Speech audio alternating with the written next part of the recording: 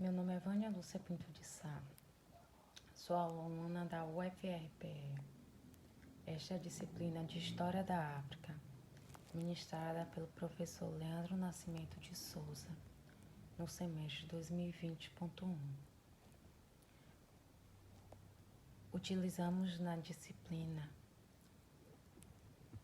toda a coletânea de História Geral da África, do volume 1 ao volume 8 da Unesco. Eu vou fazer referência ao volume 7 do livro História Geral da África da Unesco. Vou falar um pouco sobre o período da partilha europeia e a conquista da África. Entre os anos de 1880 e 1914, o continente africano foi retalhado e subjugado pelas nações europeias. Essa afirmativa veio das transformações dessa época, segundo os historiadores, em uma época de importantes transformações revolucionárias. Essa época teve uma característica mais marcante: a velocidade com que todo o continente africano foi dividido pelas potências europeias.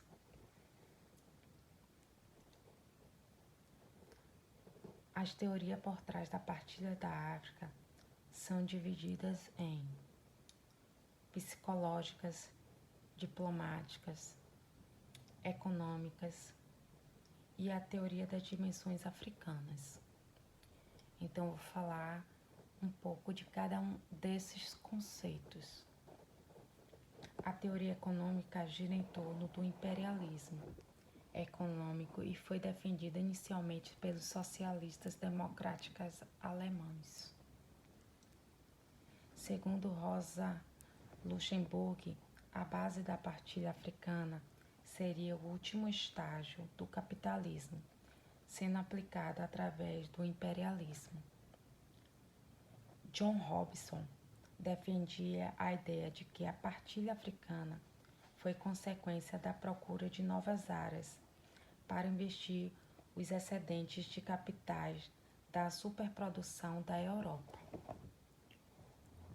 industrializada, onde a procura foi por mercado consumidor para seus produtos produzidos. Já para Vlaudir, ele defendia que a divisão da África foi consequência da passagem do capitalismo, da livre concorrência para o capitalismo, na qual esta conquista em exportar os capitais por investimento a fim de obter melhores lucros. Na teoria psicológica, está relacionada basicamente à denominação dos mais fortes sobre os mais fracos, dos mais fortes sobre os mais fracos. Através do darwinismo social, cristianismo evangélico e atavismo social, o darwinismo social defendia a ideia de luta pela sobrevivência, do mais forte ao mais fraco. Com isso, os europeus se colocaram como superiores aos mais fortes africanos e utilizou isso como justificativa para a dominação. A dominação sobre a teoria do cristianismo evangélico consistia na ideia de que os religiosos tinham como missão a salvação dos africanos, que estavam mergulhados nas trevas. E o atavismo social era simplesmente a ideia do prazer em dominar os mais fracos. As teorias diplomáticas sobre a partilha da África eram divididas em três correntes principais. O primeiro, o prestígio nacional. O segundo, o equilíbrio de forças. E o terceiro, a estratégia global. Então, vamos falar sobre cada uma delas. O prestígio nacional foi defendida por Carleton, onde, segundo suas ideias, a divisão africana foi decorrência da necessidade de cada potência europeia. Tinha que se mostrar, onde o orgulho nacional era o principal motivo.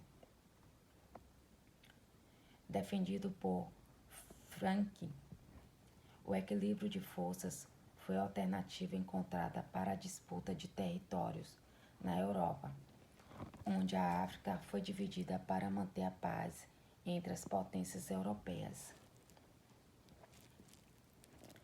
A estratégia global teve dois principais defensores, Ronald Robinson e John Kleber. Defendiam que a divisão da África foi uma estratégia que as potências europeias utilizaram para se posicionarem em um ponto estratégico no centro do mundo. Assim, essas correntes teóricas não consideravam a África como fonte de recurso, apenas como ponto estratégico. A teoria da dimensão africana tem como defensores George Carton Kelvin e é originária do período da abolição do comércio de escravos. Essa abolição gerou conflito em algumas áreas, pois essas práticas eram a base do poder de alguns chefes africanos. O conflito foi gerado pela relutância por parte de alguns desses chefes em abandonar a prática, e essa estabilidade gerada internamente na África foi aproveitada pelos europeus. A corrida pela partilha da África ocorreu em decorrência de três fatores principais entre os anos de 1876 e 1880. O primeiro deles foi o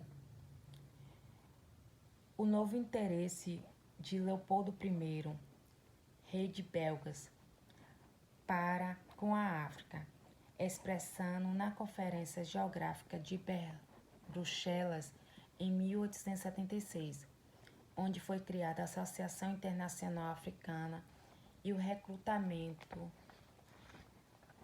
de Henry Rhodes em 1879 para explorar os Congos em nome de tal associação.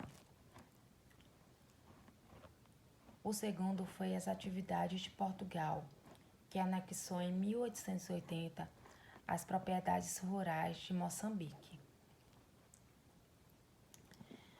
Aí vamos aos fatores, o terceiro fator importante, que foi a expansão francesa entre 1879 e 1880, juntamente com o Reino Unido, no controle do Egito, pelo envio do Congo, pela ratificação de tratados, pelo restabelecimento da iniciativa colonial francesa, tanto na Tunísia e em Madagascar.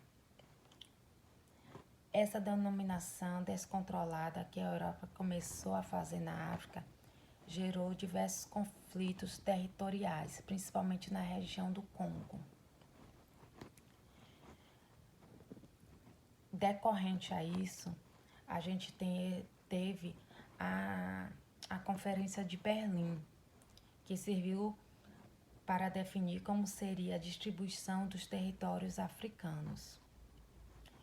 Essa conferência também serviu para criar novas formas de dominação de territórios. A partir dela, entre 1885 e 1902, passou a fazer parte dessas dominações dois tipos de tratados: os europeus africanos e os europeus.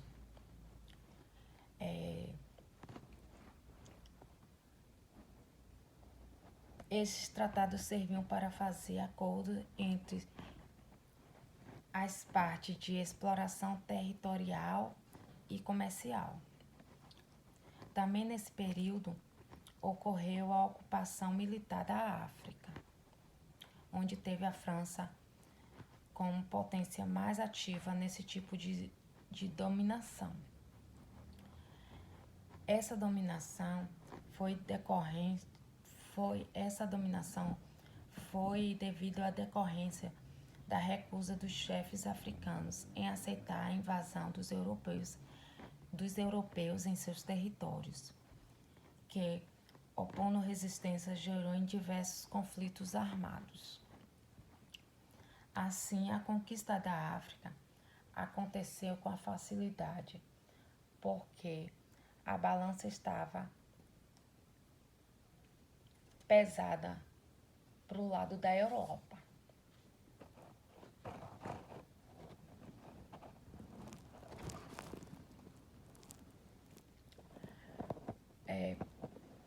Aí vem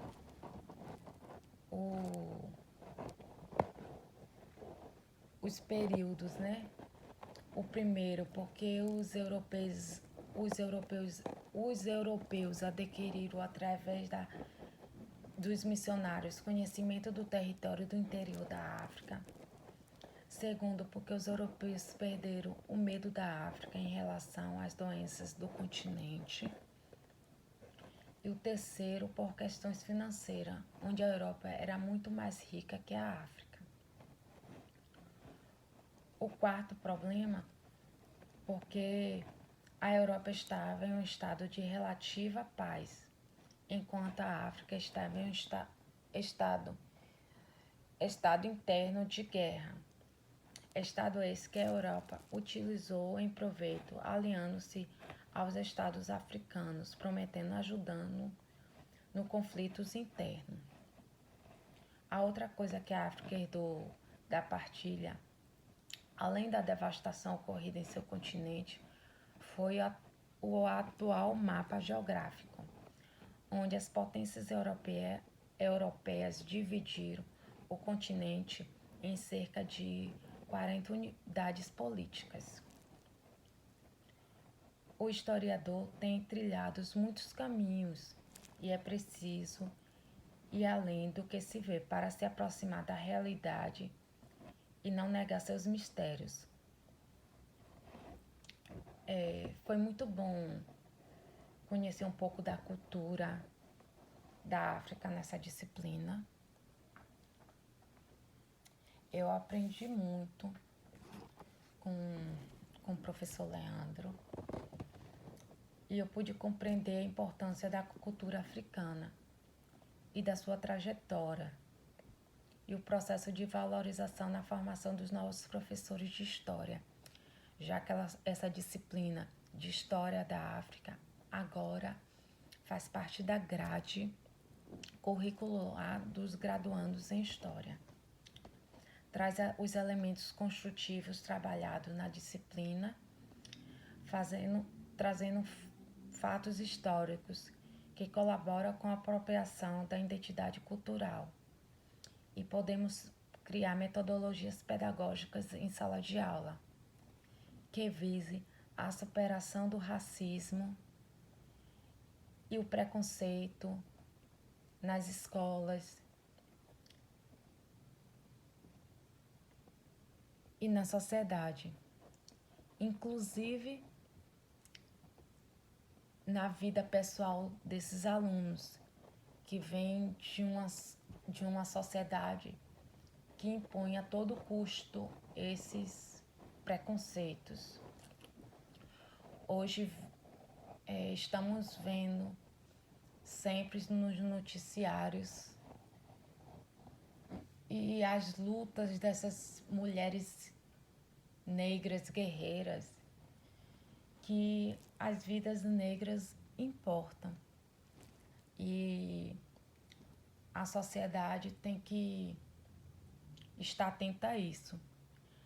Já não basta a gente ter um presidente no Brasil que é tão preconceituoso e está aí acabando com a nossa democracia.